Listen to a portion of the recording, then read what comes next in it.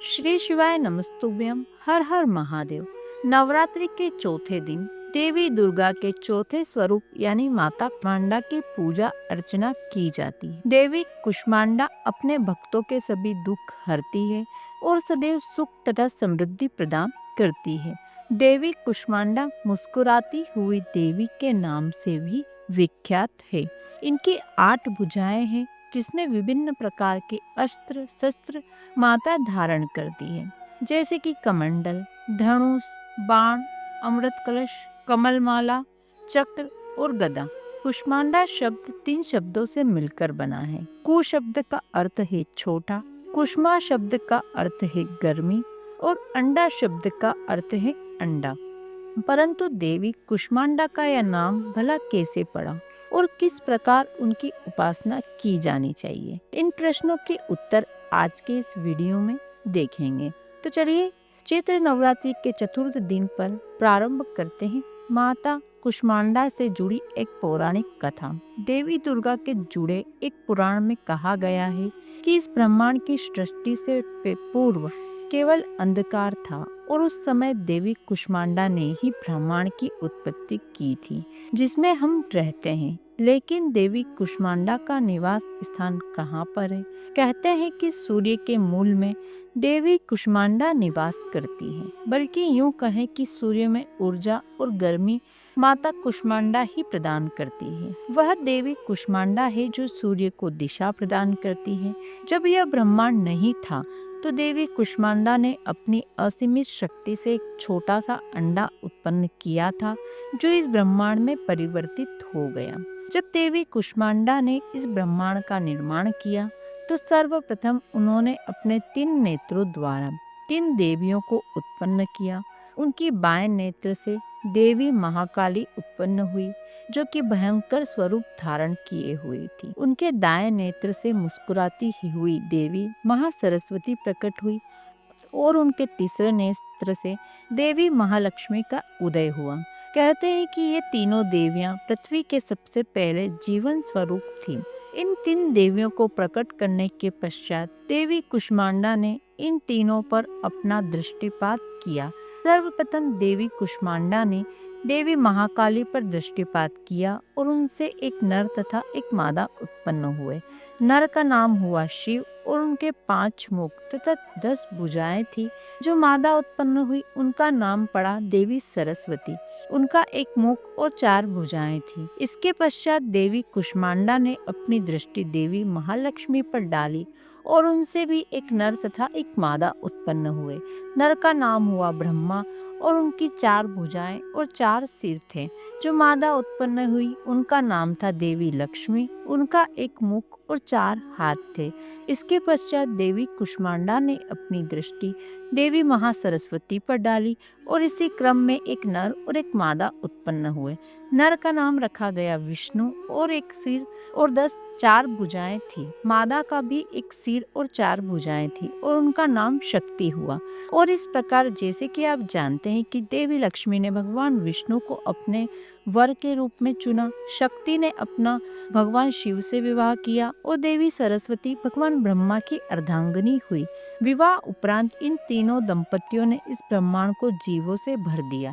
जब ब्रह्मांड में सृष्टि का कार्य पूर्ण हो गया तो देवी कुष्मांडा ने इन सबको पुनः अपने में समाहित कर लिया और इसके पश्चात देवी कुष्मांडा भी स्वयं ऊर्जा से भरे हुए एक गोले के रूप में विद्यमान हो गई जो इस संपूर्ण ब्रह्मांड को गर्मी तथा उष्मा प्रदान करती है। तो यह थी पुराणों में वर्णित देवी कुष्मांडा की पौराणिक कथा। नवरात्रि के चौथे दिन देवी कुष्मांडा की पूजा आराधना करने का प्रावधान है। उनकी पूजा करने के लिए प्रातः काल ब्रह्म मुहूर्त में उठकर स्नान आदि से स्वच्छ होकर एक स्थान पर माता का विग्रह स्थापित करना चाहिए। इसके पश्चात उन्हें शुद्ध जल और पंचामृत से स्नान करवाएं। तत्पश्चात माता कुष्मांडा का स्मरण करके उनको दूध, दिया, धूप, गंध, अक्षत, लाल पुष्प, सफेद कोहड़ा, फल, सूखे मेवे और सौभाग्य का सामान अर्पित करना चाहिए। उन्हें लाल रंग के वस्त्र, लाल चूड़ियां अथवा श्रृंगार की लाल वस्तुएं अत्यंत प्रसन्न प्रिय है। चतुर्थ नवरात्रि के दिन देवी कुष्मांडा को प्रसन्न करने के लिए इनमें से किसी उनके किसी भी मंत्र का जाप आप कर सकते हैं। आपको जानकर आश्चर्य होगा कि देवी कुष्मांडा को समर्पित एक भव्य मंदिर भारत में स्थित है। माँ कुष्मांडा देवी का मंदिर उत्तर प्रदेश के कानपुर जिले में घाटमपुर में स्थित है। यहाँ पर माँ कुष्मांडा एक पिंड के रूप में विद्यमान है और उस पिंड में हमेशा पानी रिसता रहता है। स्थानीय लोगों का मानना है कि इसमें अर्पित किए जाने वाला पानी कई दुखों का निवारण करता है और इसके साथ ही इस पानी को आंखों में लगाने से आंखों की रोशनी भी बढ़ती है। सन 1380 में राजा घाटम देव हुए थे, जो कि इस स्थान पर देवी कुष्मांडा के दर्शन करने के लिए आए थे और उन्होंने अपने ही नाम से घाटमपुर कस्बे को बसा दिया और देवी के लिए एक भव्य मंदिर का निर्माण किया। सन 1890 में इस मंदिर का पुनः निर्माण करवाया गया और यहाँ पर रहने वाले स्थानीय बंजारों के समुदाय ने यहाँ पर एक मठ भी नींव रखी। उत्तर प्रदेश का कानपुर देश के सभी प्रमुख शहरों में रेल, सड़क और हवाई मार्ग से जुड़ा है। यहाँ पर आप किसी भी माध्यम से पहुँच सकते हैं। इसके अतिरिक्त देश में देवी कुष्मांडा को समर्पित कुछ अन्य मंदिर भी है।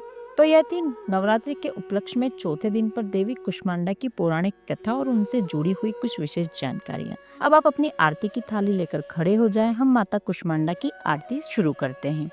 कुष्मांडा जय जग सुखदानी, मुझ पर दया करो महारानी। पिंगला ज्वालामुखी निराली, शाकांबरी माँ गोली भाली। लाखों नाम दिलाले तेरे, भक्त कई मत वाले तेरे। भीमा पर्वत पर है डेरा, स्वीकारो प्रणाम ये मेरा। सबकी सुनती हो जगदम्बे, सुख पहचाती हो माँ अम्बे। तेरे दर्शन का मैं प्यासा, पूर्ण कर दो मेरी आशा।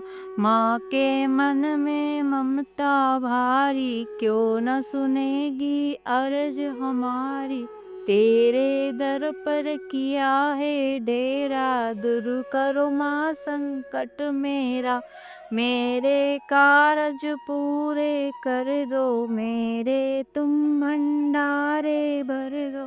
तेरा दास तुझे ही ध्यावे, भक्त तेरे दर शीश झुकावे। कुष्मांडा जय जय सुखदानी, मुझ पर दया करो महारानी। जय कुष्मांडा माता की।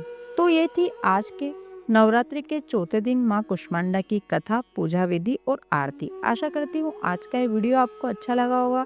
अच्छा लगा हो तो वीडियो को लाइक करके अपने मित्रों के साथ शेयर करें। कमेंट में हर हर महादेव या जय माता दी लिखना बिल्कुल भी ना भूलें। इसी प्रकार नवरात्रि के अन्य दिनों की कथा को श्रवण करने के लिए चैनल को सब्सक्राइब करके बेल आइकन प्रेस कर दें, ताकि अगली कथा का नोटिफिकेशन आपको प्राप्त हो सके। वीडियो देखने के लिए आपका बहुत बहुत धन्यवाद।